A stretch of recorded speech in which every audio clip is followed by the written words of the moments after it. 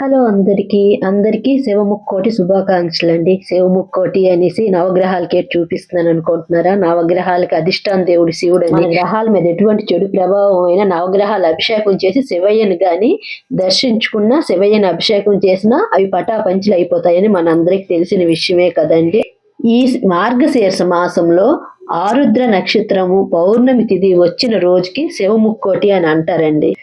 ఆ మహావిష్ణువుకి ముక్కోటి ఏకాదశి ఎంత విశిష్టమైనదో అలాగే ఈ మహాశివునికి శివముక్కోటి అంతే విశిష్టమైనదండి.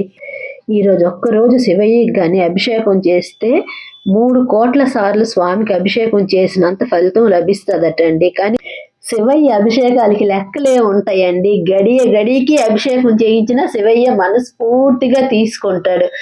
జలముతో చేసామా, తేనెతో చేసామా, పాలతో చేసామా, విభూతితో చేసామా అనేది శివయ్యకి ఏమీ ఉండదు.